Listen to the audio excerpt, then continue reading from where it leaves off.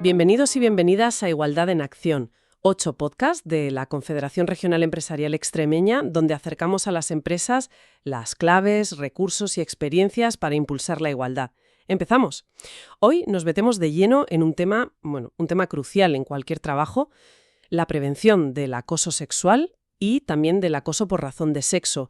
Tenemos bastante material, normativas, fuentes que nos van a ayudar a entender bien de qué va esto, cuál es la ley y, sobre todo, qué se puede hacer desde las empresas, ¿no? Las herramientas prácticas. Eso es. El objetivo es, primero, aclarar los conceptos, que a veces se mezclan un poco, luego, saber cómo detectar estas situaciones y, lo más importante, claro, cómo actuar para prevenirlas y para crear, entornos de trabajo seguros, de respeto para todas las personas. Perfecto. Pues para empezar, quizás situar un poco el marco general. Hablamos de violencia sexual, en un sentido amplio. Las fuentes que manejamos citan a la OMS, que tiene una definición bastante completa, ¿verdad? Sí, la OMS lo define como todo acto sexual o la tentativa, comentarios, insinuaciones no deseadas o incluso acciones para usar la sexualidad de alguien mediante coacción. Y esto, ojo, en cualquier ámbito, incluido por supuesto el trabajo. Es una definición bastante paraguas, sí. Y recalcan algo importante, que se considera una forma de violencia de género. Los datos que dan las fuentes son, bastante impactantes. Dicen que el 95% de las víctimas son mujeres. Y el 99% de los responsables, hombres. Es que esto es clave para entenderlo. No es un tema de deseo, como a veces se quiere hacer ver. Es un tema de poder. De poder, de agresión. De dominación, de degradación de la otra persona. Totalmente. Y claro, a esto se suma el tabú que todavía existe con la sexualidad, que complica entender bien estas violencias y, alimenta muchos mitos. Hablando de aclarar y de leyes, la Ley Orgánica 10/2022, la que se conoce como Solo si es sí, esa vino a reforzar esto, ¿no? Amplió la perspectiva. Sí, esa ley habla de violencias sexuales en plural. Y eso no es casual. ¿Por qué en plural? Pues para subrayar que hay muchas formas. No es solo la agresión física más evidente que todos tenemos en mente. Hay cosas más sutiles, pero que hacen el mismo daño. Y es crucial identificarlas.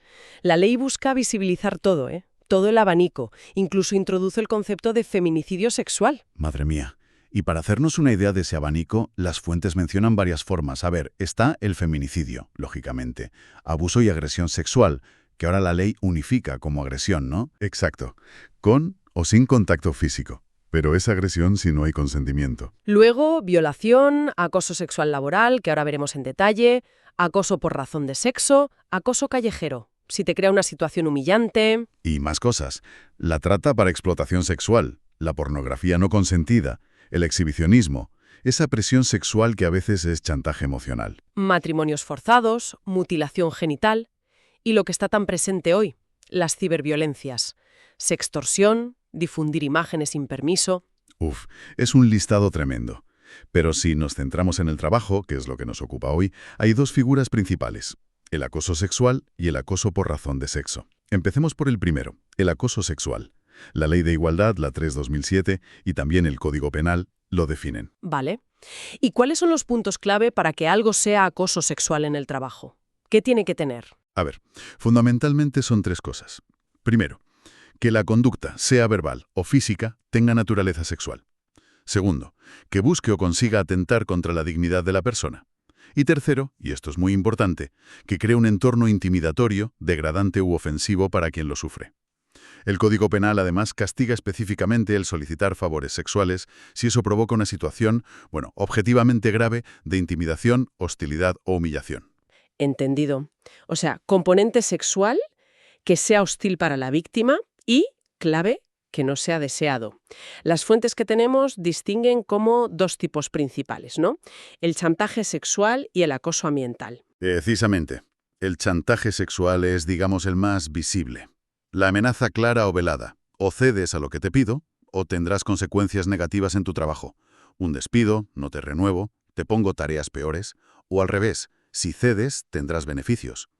Es un abuso de poder clarísimo, normalmente jerárquico. ¿Y el acoso ambiental? Este suena como más difuso, quizás. Sí, lo es, y por eso a veces cuesta más identificarlo o denunciarlo. El acoso sexual ambiental es crear un clima laboral hostil, un mal rollo constante, por decirlo así, con conductas de tipo sexual que, aunque no pidan un favor directo, hacen que el ambiente sea insoportable para la víctima. Y esto no necesita jerarquía, ¿eh? Puede pasar entre compañeros del mismo nivel. Y ahí entrarían muchos ejemplos que dan las fuentes, imagino. Exacto. Pues mira, desde comentarios obscenos, repetitivos, chistes sexuales que ofenden, preguntas sobre la vida sexual privada de alguien o sobre sus fantasías, hasta lanzar rumores sobre la vida íntima de una persona. Eso en lo verbal. ¿Y no verbal o físico? Pues también. Mostrar fotos pornográficas en el móvil o el ordenador, hacer gestos obscenos, miradas lascivas que incomodan mucho y son constantes, mandar emails o WhatsApps con contenido sexual que nadie ha pedido. Y lo físico, claro. Desde un roce casual, que no lo es, un pellizco, una palmada donde no debe ser, un masaje no solicitado, hasta acorralar a alguien físicamente, acercarse demasiado invadiendo el espacio personal o, ya en el extremo, una agresión sexual. Vale, creo que el acoso sexual queda más claro. Pero decíamos que había otra figura, el acoso por razón de sexo. ¿Cuál es la diferencia aquí? Porque a veces la gente los confunde. Es muy habitual confundirlos, sí, pero la diferencia es importante. A ver, el acoso por razón de sexo, que también está en la Ley de Igualdad y en el Código Penal, es cualquier comportamiento que se hace por el sexo de la persona. El objetivo es el mismo, atentar contra la dignidad y crear ese entorno hostil. Pero la clave es que no tiene necesariamente una connotación sexual directa. Se basa en que eres hombre o mujer, y en los estereotipos que van con eso. O sea, que puede afectar a mujeres por ser mujeres, o por estar embarazadas, o por la maternidad, o incluso si están en puestos que se consideran de hombres. Y también a hombres, aunque sea menos común, si adoptan roles femeninos, como pedir permisos de paternidad largos. Piensa en ejemplos. Tratar mal a una trabajadora embarazada, hacer chistes sobre la única ingeniera del equipo o sobre el compañero que se coge la reducción de jornada para cuidar, o asignarle tareas inútiles o muy por debajo de su capacidad para hundirla moralmente. O negarle información para hacer su trabajo, aislarla. Exacto. Negarle permisos o formación a los que tendría derecho, ignorarla, amenazar a quienes la apoyan. Todo eso puede ser acoso por razón de sexo, y puede venir de arriba, vertical, o de compañeros, horizontal. Y aquí también entra lo digital, que no se nos olvide. Por supuesto, el ciberacoso laboral por razón de sexo. Difundir rumores machistas en el chat del trabajo.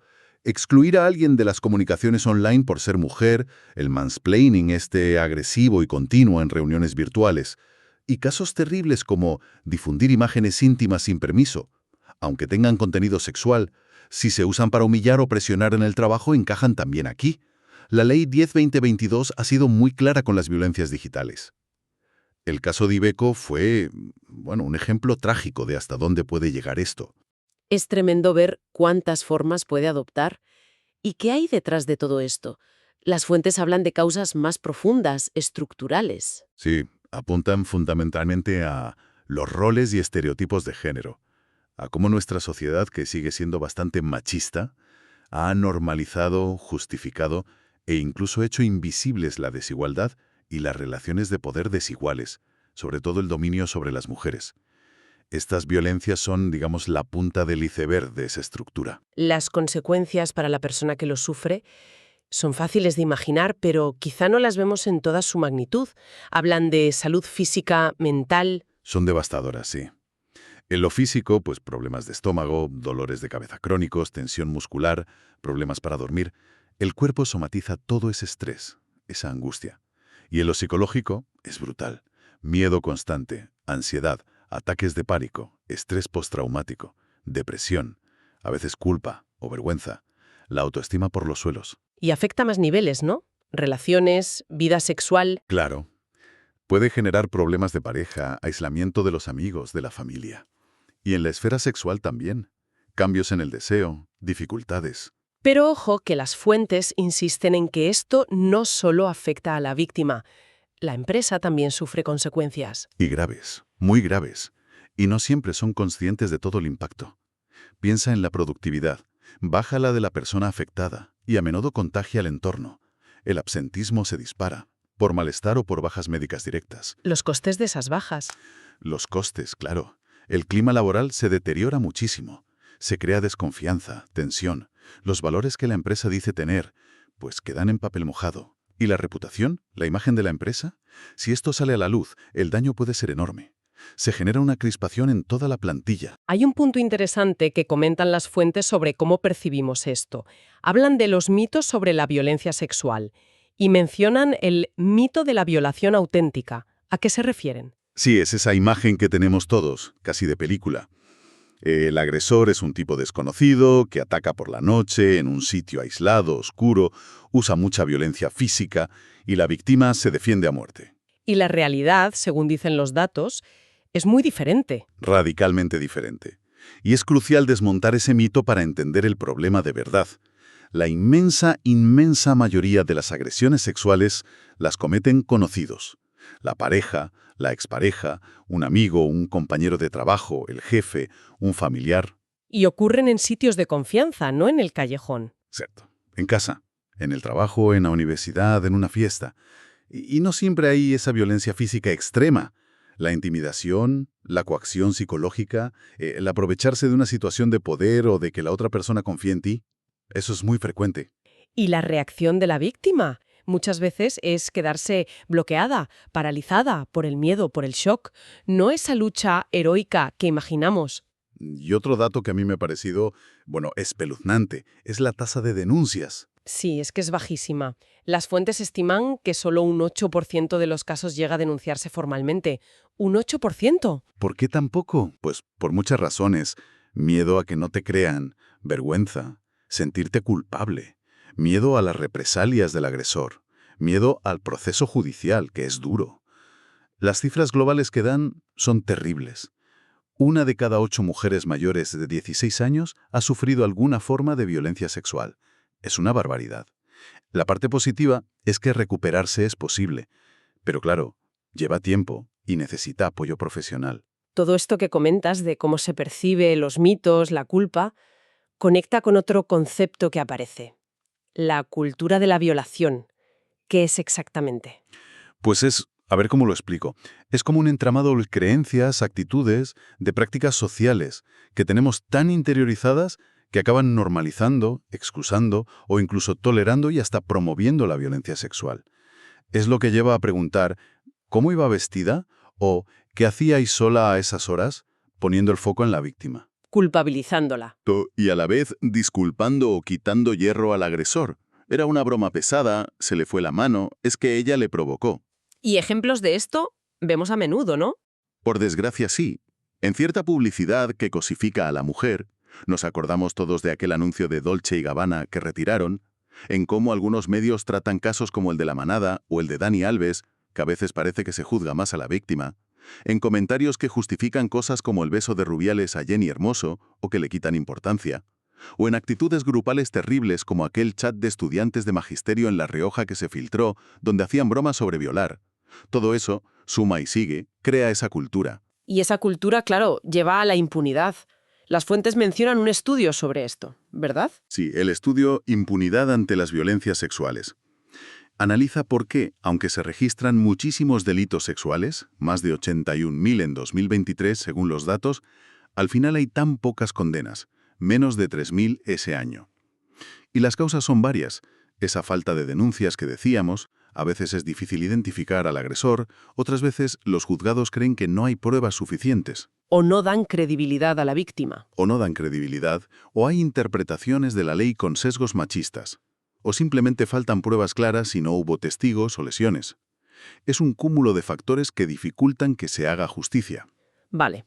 Ante esta realidad tan compleja, tan dura, ¿qué protección legal tenemos? ¿Hay un marco legal fuerte en España para esto? Sí, el marco normativo es sólido y además se ha ido reforzando con los años, empezando por la Constitución, que protege la dignidad, la integridad física y moral. Luego, a nivel internacional, es muy importante el Convenio 190 de la OIT sobre violencia y acoso en el trabajo. España lo ha ratificado, y eso es relevante porque amplía la responsabilidad de la empresa. ¿Y a nivel nacional, qué leyes son clave? Pues mira, sin duda, la Ley Orgánica 3/2007, la de igualdad efectiva, es fundamental porque define el acoso sexual y por razón de sexo en el trabajo y, muy importante, dice que todas las empresas tienen que poner en marcha procedimientos para prevenirlo y para gestionar las denuncias. De ahí viene la obligación de tener protocolos. Ah, es esa ley la que obliga a los protocolos. Esa es. Luego, La ley 10.0222, la de solo sí es sí, que refuerza la protección, amplía que se considera violencia sexual, insiste en lo digital y en la prevención. Y no hay que olvidar la Ley de Prevención de Riesgos Laborales, la 3195. Obliga a la empresa a cuidar la seguridad y salud de los trabajadores en todo. Y eso incluye evaluar los riesgos psicosociales, como la violencia sexual, e informar sobre ellos. Has mencionado antes una obligación muy concreta de la Ley 10.0222 en su artículo 12. ¿La podemos recordar? Porque sonaba bastante directa para las empresas. Sí, es muy directa. Ese artículo dice básicamente que las empresas tienen que promover condiciones de trabajo que eviten que se cometan delitos sexuales o conductas contra la libertad sexual y la integridad moral. Y se centra especialmente en el acoso sexual y por razón de sexo. Y para eso impone dos cosas muy claras. Una, sensibilizar. Y dos, ofrecer formación sobre protección integral contra violencias sexuales a toda la plantilla. O sea que formar e informar no es algo voluntario. Para nada. Es una obligación legal. Tienen que formar a todo el mundo sobre cómo identificar estas conductas, cómo denunciar si ocurren o si las presencias y qué consecuencias tienen. La formación es una herramienta clave, entonces. ¿Y cómo debería ser esa formación? ¿Para que sirva de algo? Pues mira, para ser útil de verdad, no puede ser solo leerse una ley. Tiene que incluir, primero, una declaración de principios de la empresa clarísima. Aquí hay tolerancia cero. Punto. Segundo, definir bien qué conductas son acoso sexual y por razón de sexo, con ejemplos concretos, que la gente sepa de qué hablamos. Tercero, explicar por qué esto es malo, los efectos negativos para las personas y para la empresa. Cuarto, dejar claro qué medidas disciplinarias se van a tomar si alguien acosa. Y quinto, y esto es crucial, explicar paso a paso cómo funciona el procedimiento interno para denunciar, a quién ir, cómo se hace, qué garantías de confidencialidad hay. Y como dice la ley, tiene que ser para todos, desde el director general hasta el último becario. Y periódica, se recomienda al menos una vez al año. Vale. Formación por un lado.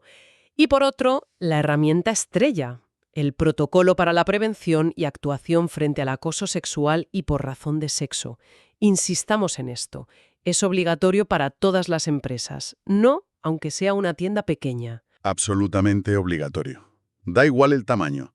Da igual si tiene plan de igualdad o no. Da igual si solo trabajan mujeres, porque el acoso por razón de sexo puede darse igual. O puede afectar a clientas, proveedoras. Todas las empresas deben tenerlo. Es el documento que demuestra que la empresa se toma esto en serio y que cumple la ley. ¿Y qué tiene que tener ese protocolo sí o sí para que esté bien hecho? A ver, tiene que ser un documento completo y sobre todo adaptado a la empresa, no un cortapega. Debe incluir medidas preventivas, la declaración de principios, cómo se va a informar y formar. Medidas proactivas, cómo actuar rápido. El canal de denuncia que tiene que ser claro, confidencial, rápido y fácil de usar. Y la posibilidad de medidas cautelares para proteger a la víctima mientras se investiga. Y medidas reactivas, cómo se investiga una denuncia y qué sanciones se pueden aplicar. Debe verse que la dirección está comprometida, tener una fecha de vigencia, incluir un modelo de denuncia para que sea fácil denunciar y explicar bien los objetivos. Prevenir, gestionar denuncias, investigar bien y con confidencialidad, sancionar si toca y apoyar a la víctima. Y muy importante, hay que negociarlo con los representantes de los trabajadores si los hay, y difundirlo bien a toda la plantilla y a la gente que colabora con la empresa. Y todo el proceso, cuando se activa, tiene que seguir unos principios básicos que mencionan las fuentes. Confidencialidad, que no haya represalias. Esos principios son la clave para que funcione. Prevención, siempre. Confidencialidad total, para proteger a todos, pero sobre todo a la víctima. Prohibición absoluta de tomar represalias contra quien denuncia, o quien testifica o participa. Actuar con diligencia, rápido, sin dejar pasar el tiempo. Garantizar los derechos de la víctima, los laborales y los de protección social. Investigar a fondo y de forma imparcial. Y mirar todo con perspectiva de género. ¿Y en la práctica cómo va? Si alguien denuncia, ¿qué pasa? Pues, aunque puede variar un poco el quién lo gestiona, si hay plan de igualdad suele haber una comisión específica. Si no, la empresa designa a alguien. Los pasos son parecidos. Primero, se recibe la denuncia por el canal confidencial, un buzón, un email. Luego, se abre una investigación lo antes posible, siempre manteniendo la confidencialidad y siendo imparciales. ¿Y qué implica investigar? Pues normalmente hablar por separado con la persona que denuncia, con la persona denunciada y con posibles testigos si los hay, y analizar cualquier prueba que exista. correos, mensajes, documentos. A veces, si es un caso leve y las dos partes quieren, se puede intentar una solución informal al principio, pero no es lo más común. Lo normal es hacer un expediente formal. Al final, se elabora un informe con todo lo investigado y se le pasa a la dirección. ¿Y la dirección decide? La dirección tiene que tomar una decisión y tiene que explicar por qué en un plazo razonable. Puede archivar el caso si no ve pruebas, puede proponer medidas para corregir la situación si hubo algo feo pero no llega a ser acoso, o puede imponer una sanción si se confirma el acoso. Y las sanciones pueden ir desde una falta leve hasta el despido.